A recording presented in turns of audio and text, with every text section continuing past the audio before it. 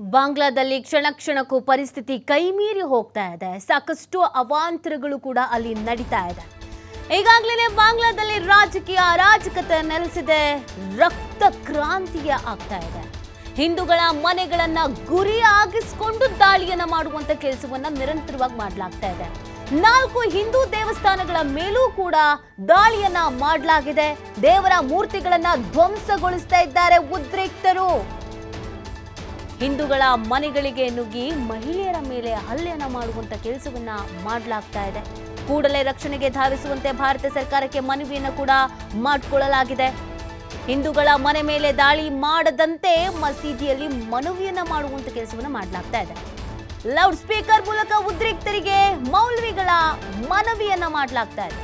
ಹಲವು ಕಡೆ ಹಿಂದೂ ದೇವಾಲಯಗಳಿಗೆ ಮುಸ್ಲಿಮರ ರಕ್ಷಣೆ ಕೊಡುವಂತ ಕೆಲಸ ಕೂಡ ಆಗ್ತಿದೆ. ಕೆಲವು ಕಡೆ ಮಹಿಳೆಯರ ಅತ್ಯಾಚಾರಕ್ಕೂ ಯತ್ನಿಸಿದ್ದಾರೆ ಉದ್ರಿಕ್ತರು ಅನ್ನುವಂತ ಮಾಹಿತಿ ಸಿಗ್ತಾ ಇದೆ. ಬಾಂಗ್ಲಾದಲ್ಲಿ ಕ್ಷಣ ಕ್ಷಣಕ್ಕೂ ಪರಿಸ್ಥಿತಿ ಕೈಮೀರಿ ಹೋಗ್ತಾ ಇದೆ.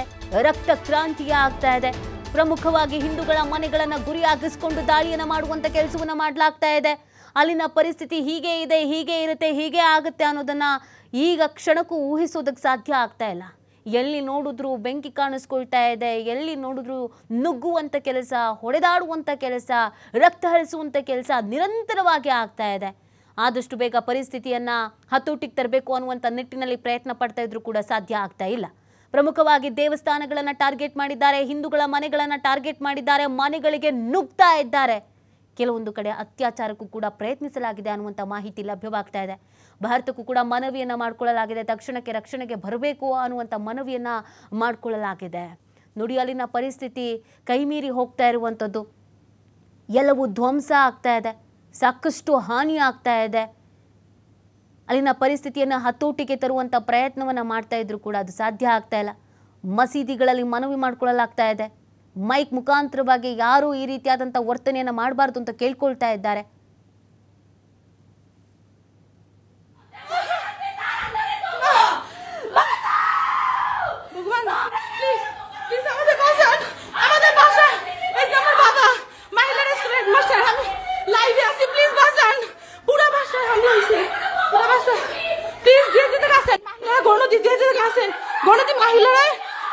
হাই স্কুলের পিছনে স্কুল কোটা ভাই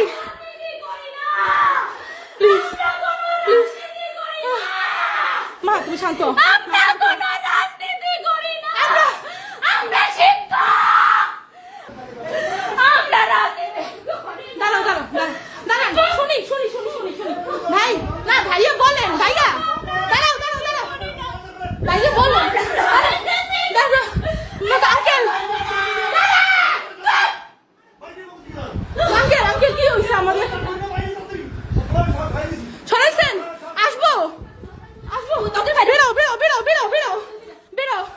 বাবা শর্টস আগে দাঁড়াও এটা দেখি নাই কেউ নাই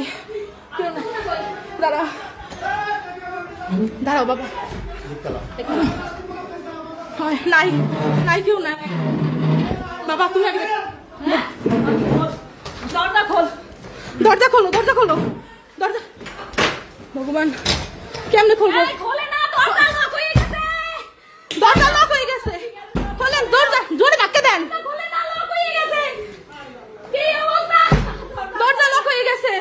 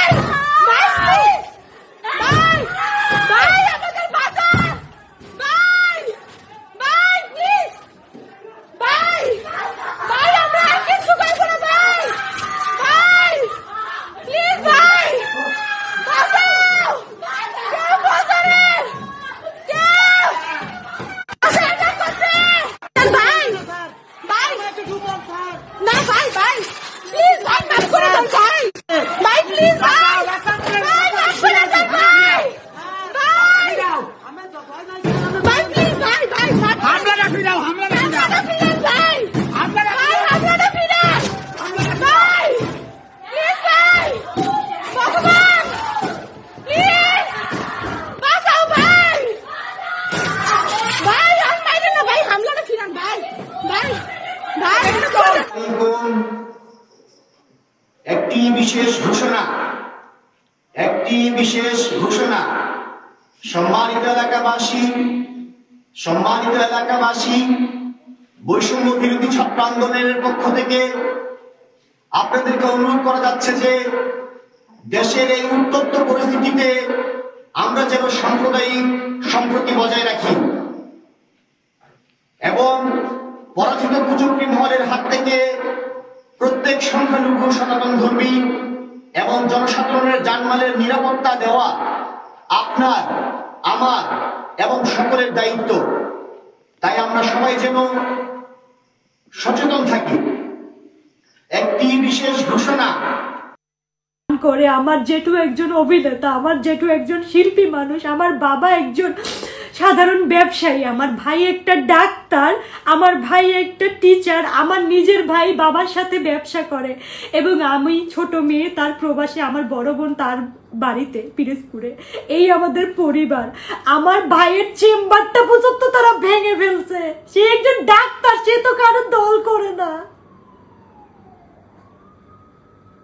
আমরা কার কাছে যাব এখন? যারা এই যে এতদিন ধরে ছাত্রদের বিরুদ্ধে ছাত্ররা চাইছে করুক, সমস্যা নেই, কিন্তু আমাদের পরিবার তো আমরা কারোর সাথে ক্ষতি করে নাই। আমাদের তো মনে পড়ে না আমার বাবা মা কাকা কাকি কেউ ক্ষতি করে নাই, কোনো দিন কারোর সাথে বাজে কথা পর্যন্ত বলে নাই। কেন আপনারা আমাদের উপর অ্যাটাক করলো?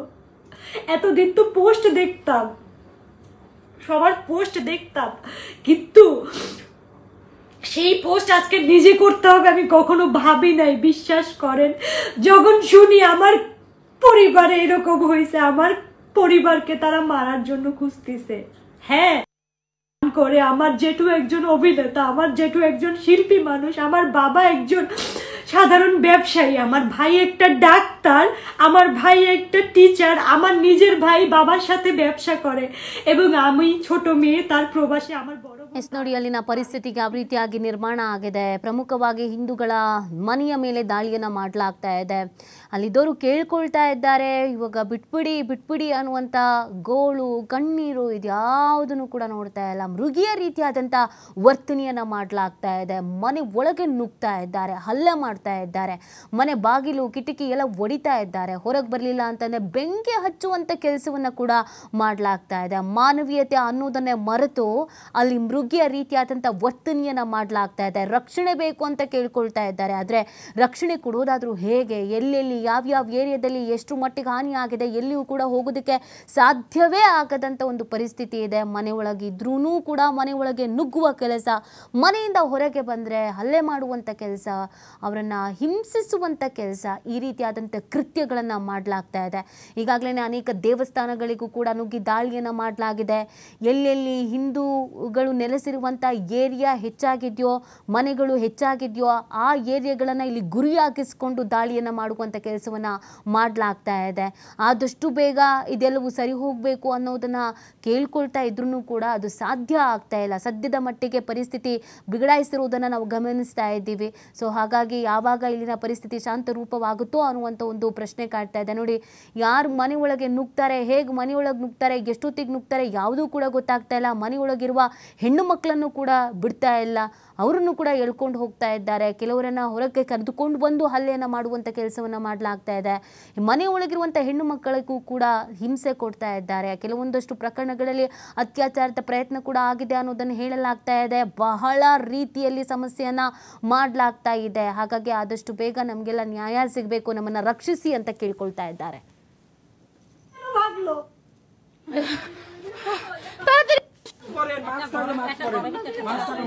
নিয়ারেস্ট কারো বাসায় কি এখন থাকার মতো অবস্থা নেই? বাইরে বাইরে পারবেন না, আপনি এজাক স্যারের ঘরে ঢুকবেন, ওইটা আপনার সেফ।